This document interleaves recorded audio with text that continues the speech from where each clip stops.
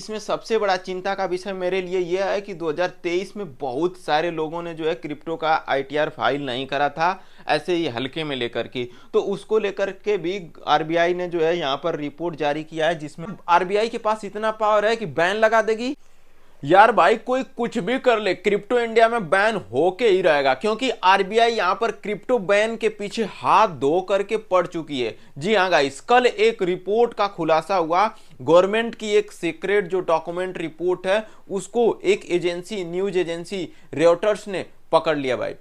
पकड़ने के बाद उसने आर्टिकल छाप दिया कि आरबीआई जो है क्रिप्टो के पीछे पड़ चुकी है भाई, बैन कराना चाहती है इंडिया में। बड़े बड़े स्टेटमेंट यहां पर आने लगे और बहुत बड़ा बड़ा यहां पर जो है टैक्स इन्वेजन, और 2023 में जिन्होंने भी टैक्स नहीं भरा था उनको लेकर के भी बड़ी बड़ी खबर आ चुकी है। तो आइए इस वीडियो में हम लोग आसान शब्दों में सारे चीजों का निचोड़ को समझते हैं और समझते हैं कि क्या होने वाला है। क्या आरबीआई के पास सच में इतना पावर है कि क्रिप्टो को बैन कर देगा? क्योंकि अगर देखा जाए क्रिप्टो के एडॉप्टेशन को, तो भारत में तो उस तरीके से नहीं देखा जा रहा है। खास करके गवर्नमेंट में युवा और जितने भी पढ़े लोग लिखे लोग हैं वो तो एक्सेप्ट कर रहे हैं, समझ रहे हैं कि यही भाई एक तरीके से अब इसको कोई बैन तो कर नहीं सकता, ऐसा लोगों में सोच है।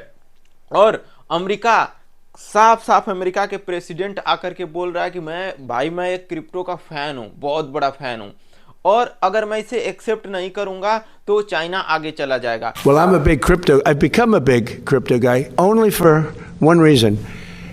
If we don't have it, China's going to have it, and they would like to have it. But now they're not even trying that hard because we've taken over crypto.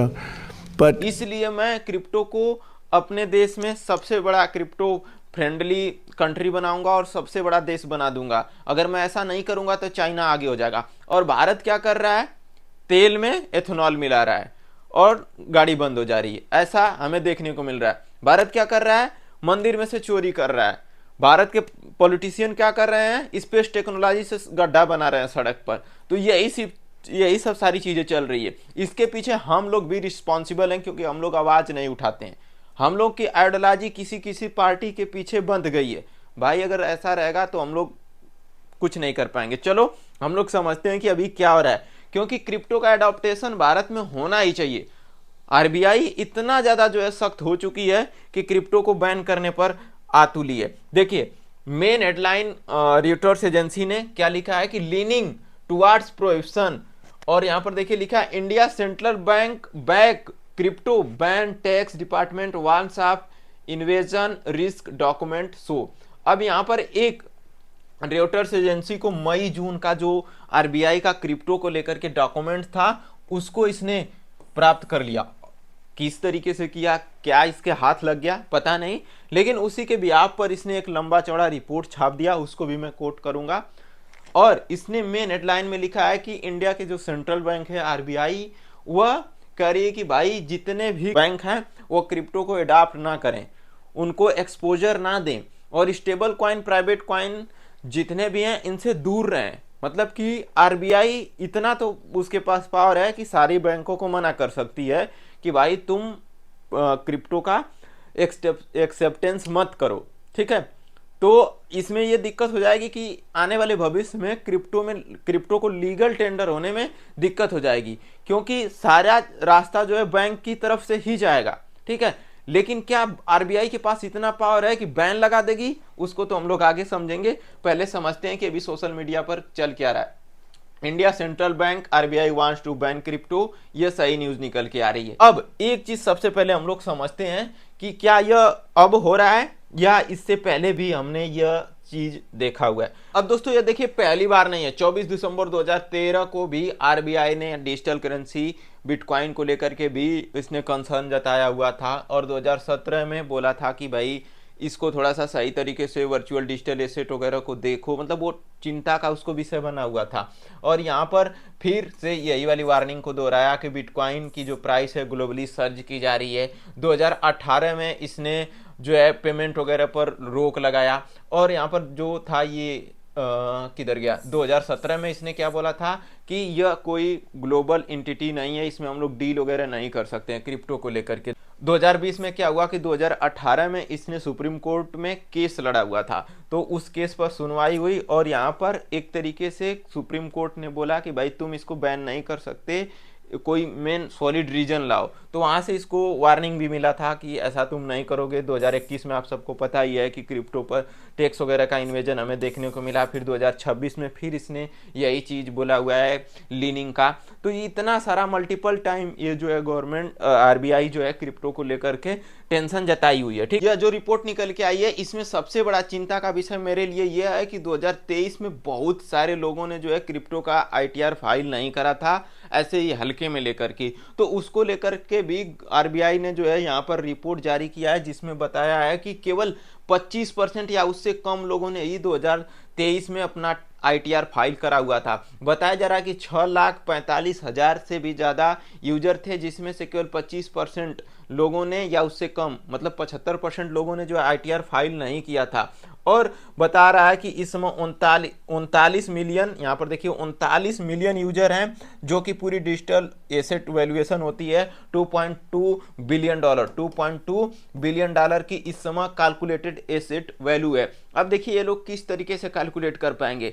जहां तक मुझे लगता है कि सेंट्रलाइज एक्सचेंजों का ये लोग कैलकुलेट कर पाएंगे, कुछ डिजिटल एसेट डिजिटल वैलेट का भी कर पाएंगे जो कि लिंक होगा। ठीक है, तो ये सब सारी चीजें का कैलकुलेशन करके ये लोग बताएं कि $2.1 बिलियन अभी इंडियन यूजर, रजिस्टर्ड यूजर जो है 39 मिलियन, उतने लोगों का यहाँ पर पैसा है और लोग टैक्स वगैरह फाइल नहीं कर रहे हैं, आईटीआर फाइल नहीं कर रहे हैं। तो ये थोड़ा सा दिक्कत है। सुनने में आ रहा है कि 2023 वालों को नोटिस मिल रहा है ऐसा चीज। और 13 सालों में इंडिया ने लगभग दोस्तों $3.8 बिलियन का लॉस मतलब वैल्यूम में लॉस किया है। इसके पीछे रीजन है आरबीआई का जिद्दीपना, या फिर कह सकते हैं जो खिचखिच कर रही है, क्योंकि कोई सटीक जवाब नहीं दे रही है, बैन के पीछे पड़ी हुई है। ठीक है, अब एक चीज और यहाँ पर देखिए कि रेउटर्स जो रेउटर एजेंसी है उसका आर्टिकल में क्या लिखा है, उसको मैं एज इट इज हिंदी में आप लोगों को कोट करके बता दे रहा हूँ। देखिए यहाँ पर आरबीआई का स्टैंड है, crypto policy leaning towards prohibition का मतलब होता है कि बैन की तरफ बैंकों का झुकाव के लिए दबाव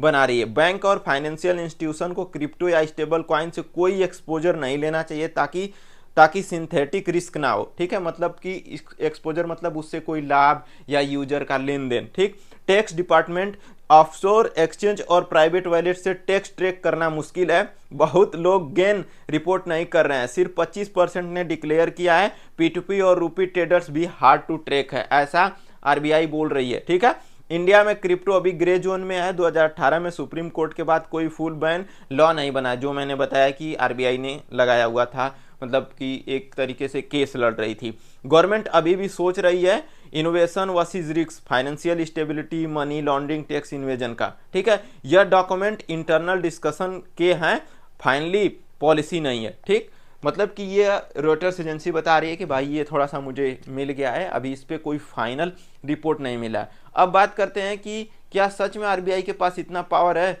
दे can ban crypto? No, power तो भाई पार्लियामेंट को रहेगा, लेकिन एक चीज है कि इन लोगों के पास इतना तो पावर है आरबीआई के पास कि यह बैंकों को हिदायत दे सकती है कि भाई तुम एक्सेप्ट मत करो, क्योंकि सारे बैंक्स जो है अंडर आरबीआई ही हैं। तो ये चीज हमें देखने को मिल सकती है। लेकिन इतना चीज जान लो कि इंडियन गवर्नमेंट या आरबीआई क्या कर रही है, ये तो गलत कर रही है। मुझे तो समझ में नहीं आ रहा है कि ये किस तरीके से होगा। तुमने बताओ कि कोई कैसे क्या कर लेगा? तुम तो खुद जो चोरी नहीं रोक पा रहे हो, हजारों करोड़ों का चोरी हो जा रहा है, हजारों करोड़ों का रोड घोटाला हो जा रहा है, फैक्ट्री घोटाला हो जा रहा है, इथेनॉल घोटाला हो जा रहा है, और तुम्हारे यहाँ से स्टॉक मार्केट में स्कैम हो जा रहा है, राजेश ट्रेडर स्कैम कर रहा है, स्कैम करके चला जा रहा है, जैन स्ट्रीट स्कैम करके करोड़ों बिलियन डॉलर का चली जा रही है, और तुम किसके पीछे पड़े हो? $2.1 बिलियन के जो छोटे छोटे यूजर हैं उसके पीछे पड़े हो, वह भी केवाईसीड है। तुमने ऑलरेडी जो है सबका केवाईसी करवा लिया हुआ है, सारे नॉन केवाईसी एक्सचेंज को बंद कर दिया हुआ है। तुम डिजिटल वॉलेट का जो है वैसे भी कुछ ट्रैक वगैरह ज़्यादा नहीं कर पाओगे अगर कोई बचाना चाहे तो भाई तुम किसको बैन करना चाहोगे? यहाँ से जो चीज़ें हैं सही हैं, मुझे तो नहीं लगता कि कोई दिक्कत है। ठीक है, सब लोग धीरे धीरे सीख जाएंगे किस तरीके से आईटीआर फाइल करना है। अच्छा, एक चीज़ और, आप लोगों को आईटीआर फाइल वगैरह करना नहीं आता है तो मैं अगली वीडियो एक सीईओ के साथ लेकर के इंटरव्यू आ रहा हूं, जिसमें मैं आपको बताऊंगा किस तरीके से ITR वगैरह फाइल करना है A to Z। तो आप लोग चैनल को सब्सक्राइब करके स्टे ट्यून रहिए। Thank you so much.